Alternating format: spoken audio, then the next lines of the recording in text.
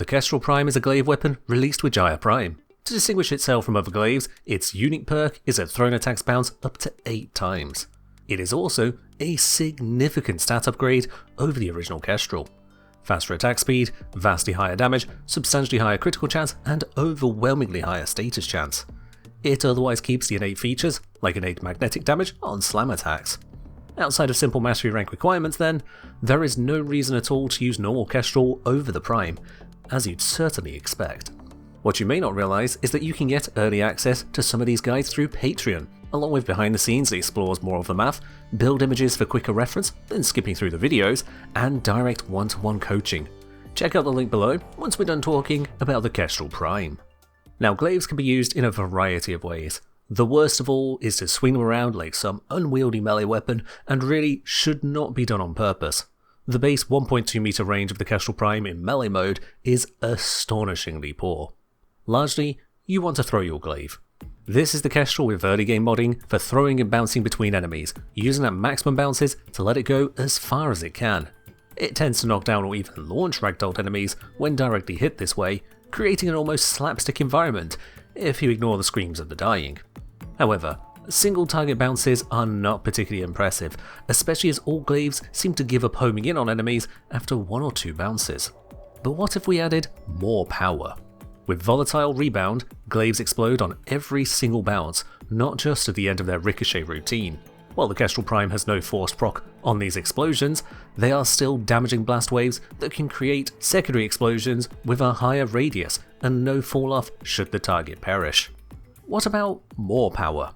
Rather than slowly building up combo or modding without it, we can use the router shotgun to rapidly gain maximum combo. Then we maintain it with either Naramon or liberal use of dexterity arcanes. This means Blood Rush and Weeping Wounds hit their maximum effects of plus 440% critical chance and status chance, seriously amplifying our output.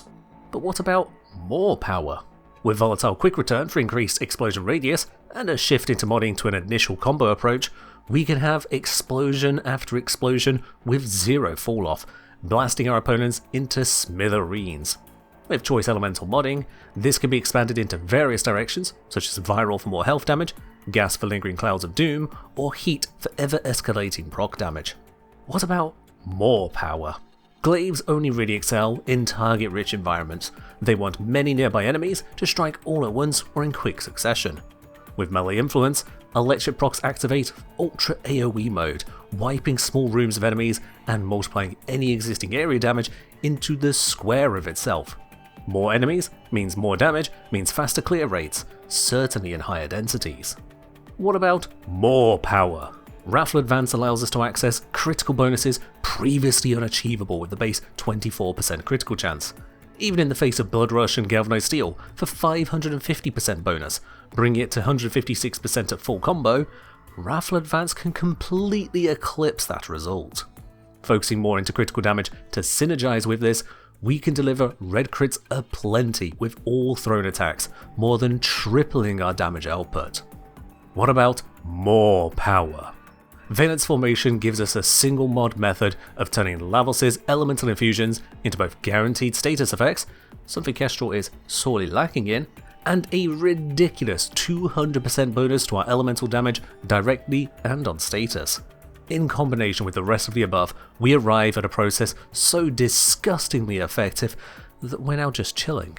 Throw the Kestrel Prime down the pipe, occasionally deal with an acolyte as it spawns, and otherwise remember to grab the loot roughly every minute so it doesn't vanish. But this is talking about throwing lots of power into throwing the glaive. I've not touched on companions, mecha set and Warframe arcanes, sure, but we've still strayed pretty far from the weapon itself. Kestrel Prime is a serious upgrade over the Kestrel, yet the glaive category is far more than just that.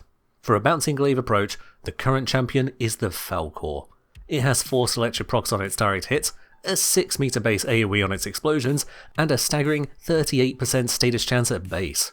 The Kestrel Prime has no forced proc on direct hit, instead ragdolling enemies, which can move them into an unhelpful location. It has only a 4 meter base AoE on its explosions, and just marginally higher 40% status chance. In terms of damage, the higher damage and lower crits on the Falcor basically balance out in a non-combo build. When built for combo, using Router to get you there quickly, the Kestrel Prime has noticeably more damage in its attacks, but suffers greatly in applying useful status effects. Blast procs, the innate type to Kestrel's bounce explosions, are not that impressive unless you group enemies or apply 10 procs in quick succession.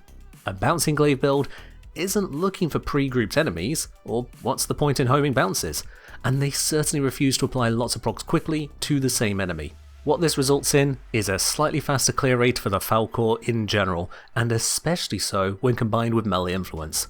No other arcane synergizes as well as this with the glaive category's affinity for target-rich environments. The Kestrel Prime isn't massively worse than the Falcor for a bounce build, but it is worse. The additional bounces can often be wasted by the glaive, slamming into walls and open terrain. Trading out the extra bounces for extra explosion radius only brings the Kestrel Prime from a 4 meter to 7 meter explosion, hardly an increase over the Falcor's 6 meters, and still with the other downsides present. Should you prefer to lean into a heavy attack build, the first thing of note is that the Kestrel Prime's unique quirk may as well no longer exist. Heavy attacks don't use bounces as a core part of their kit. In the heavy attack category, the Xoris is the main competition. It comes with forced electric procs on its AoE, which is already a huge win over the Kestrel's nothing. The Xoris base status chance is down at just 20% to Kestrel's 40%, but that means you would need a 500% status chance bonus for Kestrel to simply catch up with the Xoris when accounting for the forced proc. A heavy attack build will usually not sport such status chance. But most damning of all, the Kestrel's 4 meter explosion radius has no chance of keeping up with the Xoris' 9 meters. That's over 5 times the area covered by the Xoris in a single explosion. Even with volatile quick return, for the plus 3 meters of radius, the Kestrel would still be smaller than the Xoris, and of course the Xoris can equip that mod too. 7 meter radius versus 12 meters, the Xoris would still cover triple the area. The Xoris has marginally lower critical chance, about 80% of the base damage, and a slower but plenty manageable flight speed compared to the Kestrel Prime. Given the whole AoE difference, the Xoris can skip volatile quick return for a crit, damage or faction mod and come out objectively ahead. So the Falcor, a clan dojo weapon, is better as a bouncing glaive, while the Xoris, a quest granted weapon, is better as a heavy attack glaive. The Kestrel Prime is no slouch, able to perform both roles, but it's only really useful to mod for one role or the other at once, and it performs neither better. Its quirk of additional bounces doesn't enhance its effectiveness in a way that matters, ultimately giving us a weapon that doesn't do as much as the others. I tried utilising the ragdoll effect on direct hit with the arcane melee afflictions, applying 6 additional status effects when ragdolled, but it only applies to a single target and is replaced at arcanes like exposure or influence. What it gains in status output, it loses in attempting to make a single target ragdoll focused glaive a thing. The Kestrel Prime, properly modded and buffed, will handle enemy rich steel path missions, but given the unique perk of extra bounces is usually skipped or wasted, I cannot give you a reason to invest into this boomerang shaped grenade over existing glaives in your arsenal. Not every Prime access is game changing, I suppose. At the very least, you can see what the Kestrel Prime is capable of. If you found this video helpful, make sure to give it a like and join up on Patreon for more behind the scenes. That's all from me for now, so as always, make throws, shock foes, and fight well, Tenno.